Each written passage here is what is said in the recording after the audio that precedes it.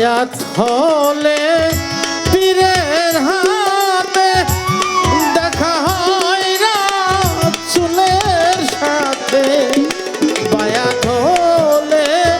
পীরের হাতে দেখা হয় রাসূলের সাথে যাইয়া দেখো হাকিকতে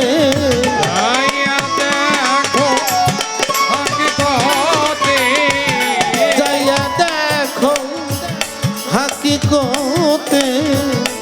আল্লাহ রাসূল এক জায়গা